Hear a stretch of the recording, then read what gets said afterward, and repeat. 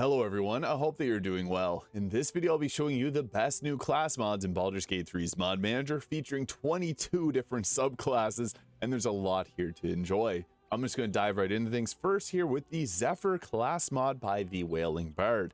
This is a homebrew that was made by the Sterling Vermin Adventuring Company, so you can check this out. But this features 8 different subclasses. What I like most about the Zephyr is it's kind of like a fast-paced character, like what a monk would be. It's based around your dexterity. Most of these subclasses are martial focused. However, there are some that do have a bit of spellcasting, like the Weave Dancer here. As described here, it's focused on speed, agility, and reactions, using dodging and dashing to stay alive. Now, this class mod has support up to level 20 for the Adamant Arrow, Battle Dancer, Martial Artist, Neverlander, or Weave Dancer subclasses. So there is a later update coming to this mod that'll add the level 20 support for all the rest of these classes, but if you just plan to play it at the regular level 12, they're fully complete. Now the Adamant Arrow, you can imagine this is about using bows, so this gives you heavy crossbow, light crossbow, longbow, and shortbow proficiencies, and when you're in your flow, you use your ranged weapon attacks do not receive penalties from high ground rules, and you may attack a creature within melee with a Zephyr weapon without disadvantage. This is pretty big because you can use hand crossbows, especially with like the ballast armor in the game that gives you target's vulnerability if they're close range to you, and crossbows are piercing damage, so you can deal double damage with that. So close range, this kind of combines 2 different feats, like from Sharpshooter and the Crossbow Expert, into the Adamant Arrow's flow. I think that's really cool. You also get the proficiencies there and the Unerring Eye. Grant yourself advantage with any ranged weapon attacks until your next turn using a bonus action. That's actually pretty strong. The Battle Dancer here, this is about dancing in and out of with your flow. So when you're in your flow and a creature within 1.5 meters of you is hit with an attack, you may use your reaction and impose disadvantage, possibly turning the attack into a miss. Additionally, you have advantage against falling prone when moving on slippery surfaces, which is really nice. So the Battle Dancer, as you can imagine, is more so a defensive kind of class that's focused on just staying alive and distracting foes. The Dragoon, however, this is a really interesting one. There's not a lot of class mods similar to this. This gives weapon proficiencies in glaives and halberds. You get the Dragoon's flow. When you're in flow, your maximum jump distance is multiplied by 5, and you're immune to falling damage. Additionally, if you use a primordial exhalation while in your flow, you become resistant to the damage type of the blast until your flow state ends, which is your basically a breath attack. This does scale up too as you hit different levels, and there's I think 4 levels that gives you an additional 1d6 of damage of acid, cold, fire, lightning, or poison damage. So you go in, you use this bonus action ability, and then we also, on top of this, have that proficiency in glaives and halberds. This reminds me somewhat of the Dragoon classes from Final Fantasy, which I am a huge fan of. So you get a Dragon Breath attack, and you get the proficiencies in glaives and halberds. Now we also got the Martial Artist here, which gives you the Martial Artist flow. When you're in your flow, and a creature within certain meters of you reaches and misses you with an attack, you can use your reaction to attempt to shove the creature.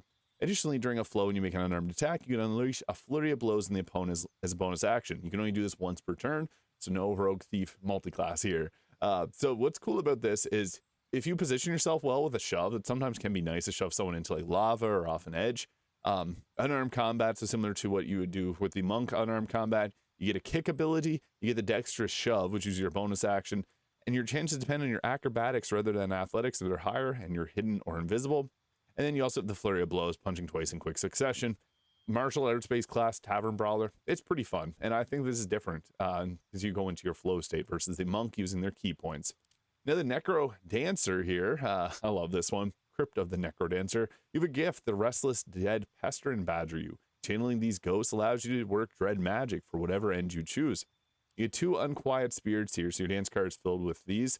So you can pick them, and you can get like the Channel the Spirit of Delirium here. Allows you to cast the Tasha's Hideous Laughter, Crown of Madness, Hypnotic Pattern, and Confusion spells. These use your Ectoplasm points here as a spell casting.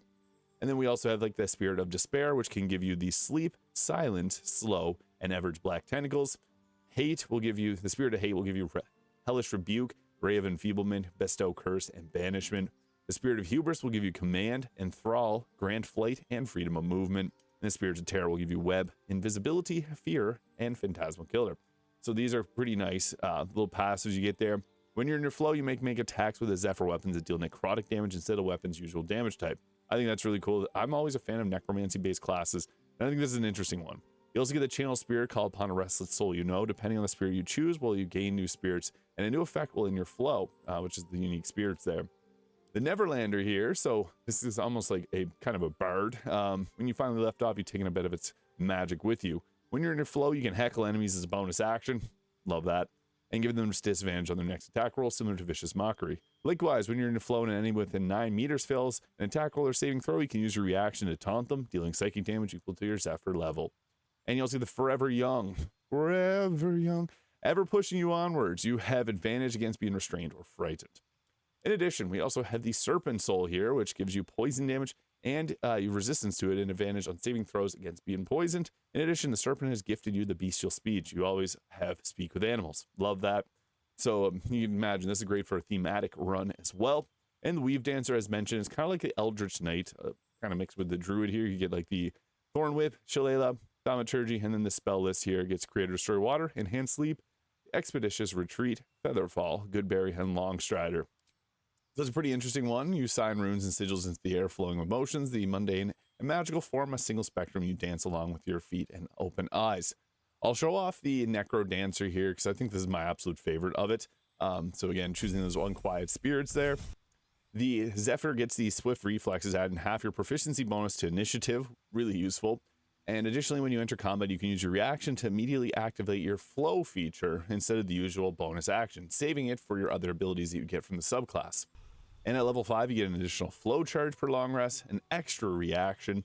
Again, this weaponizes your reaction pretty well. You get the Whirlwind Strike. You are a whirlwind of violence, eviscerating its enemies. When a creature within your reach is attacked by another creature, you can use your reaction to immediately make an extra attack with a melee Zephyr weapon against them. You can use the reaction to make a melee Zephyr weapon attack when the creature enters your reach.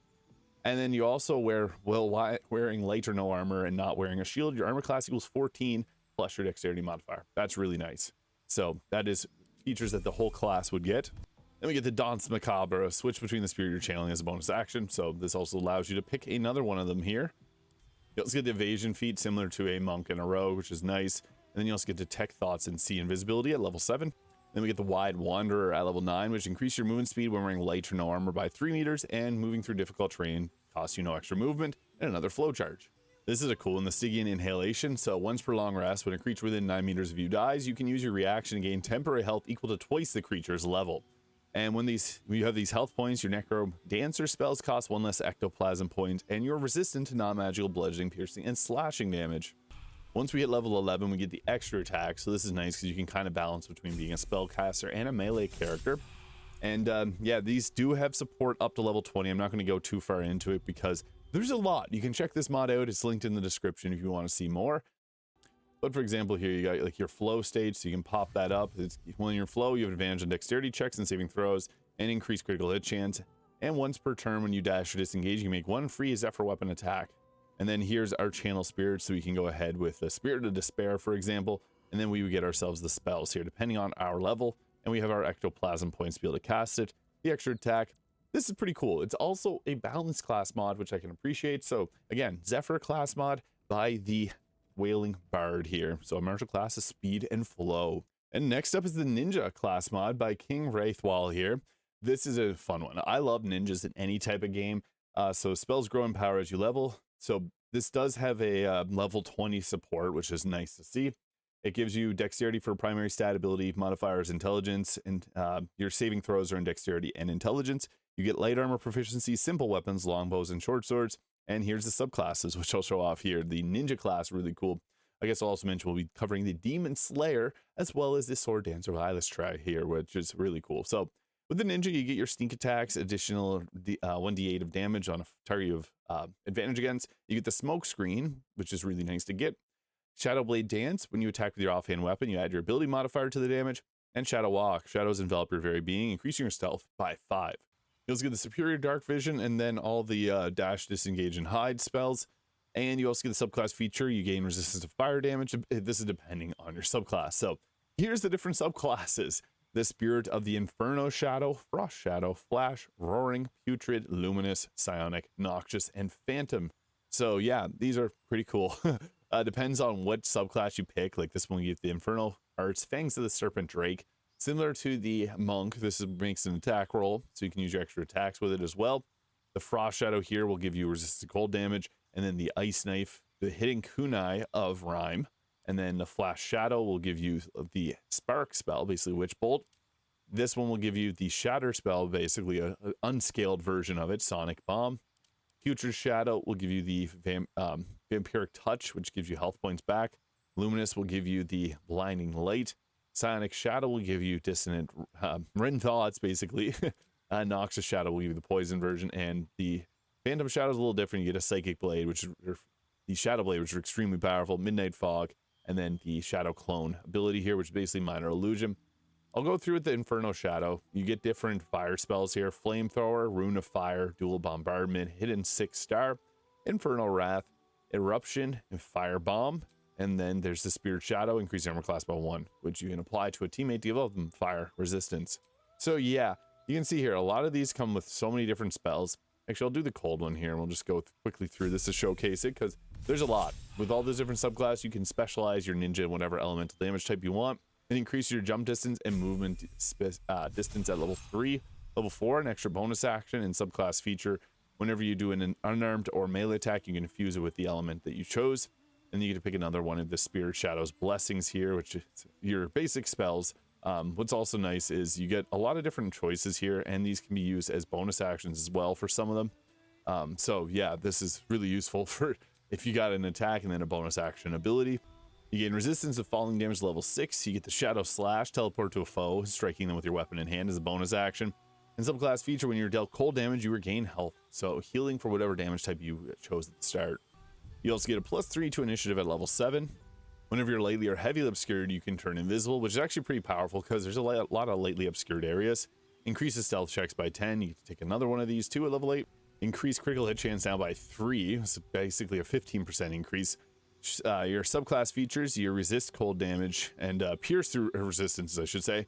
And whenever you deal cold damage, you can't roll a 1. In addition to this, you get the Infernal Shadow, increasing armor class by 3. So you can apply that again to your teammates and give them that big gold buff. And you can see here, it continues to get stronger and stronger. The Assassin Shadow Stride. So it's a 25% increase in critical hit chance, which is just insane. So you're likely to hit a lot of criticals with that. And then again, you get all the different spells depending on the class that you chose. These also do scale up quite a bit. So like even your Chilling Barrage here, which shoots a 5d6 +3 missile there. It's going to hit quite hard, especially if you're able to use something like if you got Create Water set up to double the damage. You can see there, that's pretty powerful. Yeah, that does a piercing and cold damage, which is 2 of the best damage types in the game. So yeah, you get a lot of really powerful abilities. You get those sneak attacks, which add a lot of extra damage, 5d8, which you have the Ballast Armor, that's a lot of extra damage. And then again, depending on what you want to do, I think this is a really fun class, and it has a lot of cool theming for many different people. So again, King Wraithwall and their Ninja Class Mod.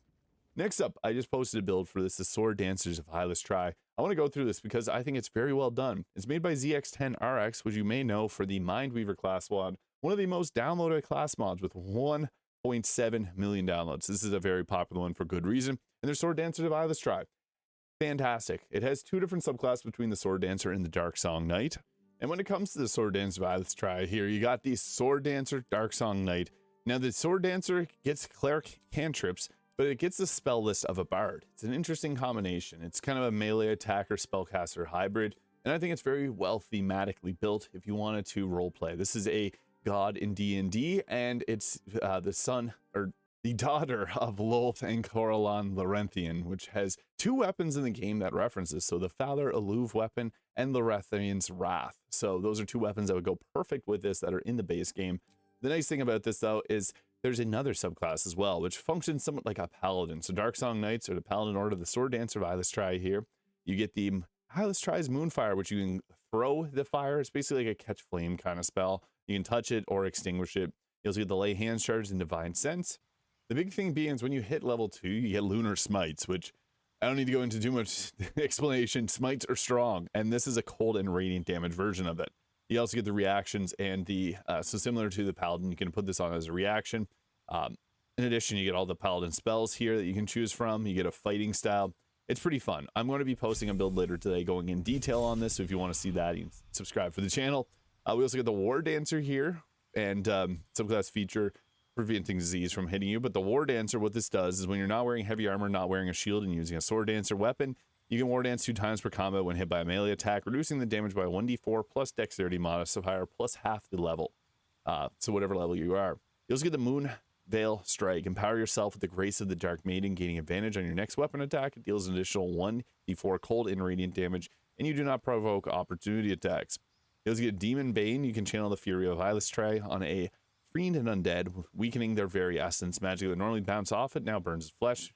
And all Dark Song's spells and attacks will ignore any resistance and immunity to the damage types that the target may resist. You also get the Eilistraee's Dance here. Gain the benefits of freedom of movement, disengage, advantage on dexterity saving throws, a +2 to AC, and can make a melee weapon attack as a bonus action whenever you cast that. The other class does have this as well, and it is pretty strong. It does scale up even higher, so that +2 to AC goes even higher. You also get Bard cantrips with this, and I really like having Mage Hand or Vicious Mockery, which can be cast if you have the Band of Mystic Scoundrel as a bonus action, so that's really nice as well. So yeah, this class has full level 20 support as well, and it's actually pretty fun to play. You do get that extra attack on this subclass at level 5, so you can continue to keep dealing extra damage. This is like a paladin with some extra goodies attached to it, and yeah, I definitely recommend checking this out, and I will be posting a full build on this tonight, so you can check that out later. In addition, we're finally going to end off with the Demon Slayer class mod by Matt Machu here. Now, Demon Slayer is an incredible anime, and there's a movie coming out for it, but I know a lot of people are really excited for this. I typically cover one anime class mod in these videos, like we had the Dragon Ball Z class mod, there's the Naruto class mod, and now we have Demon Slayer, which has 8 different total battle techniques, 6 Slayer passives to choose from. You have different subclasses between the fire breathing, thunder breathing, and water breathing, which I'll now get into. They also have some other ones planned, like sound breathing, mist breathing, and insect breathing, planned not released yet. And they've also been thinking about doing some other different stuff with this mod, so I really do think this is an incredible one. So what this looks like, you get yourself the total concentrated breathing. Expand your lungs and take in as much air as possible. Increasing movement speed by 3 meters doubles your jump distance, increases armor class by 1 and a +2 to attack rolls, and you have advantage and a +1 in constitution saving throws, which is obviously really good to have. Once we hit level 2, we get battle techniques, so you can choose between like a defensive thrust, increasing armor class by 4. This is similar to obviously the sword bard abilities. Forceful slash, which will push your creature target back 5 meters. The disarming slash, which deals additional damage and disarms the target potentially.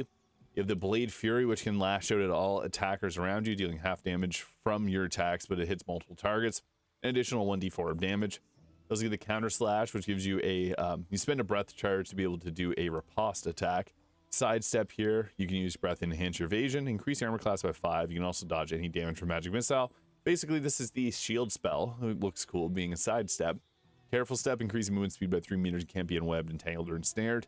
And Blade Parry, you ready to parry your next incoming weapon attack, reducing its damage by 1d8 plus dexterity modifier. So yeah, that's cool. You got some defensive as well as offensive choices there, and I think this is a really great class mod, even if you're not a fan of Demon Slayer. Total concentration recovery, 1d8 of healing here, +2, uses up 2 breath charges. And then we also have our actions, Unknowing Fire, which deals additional fire damage and burns the target.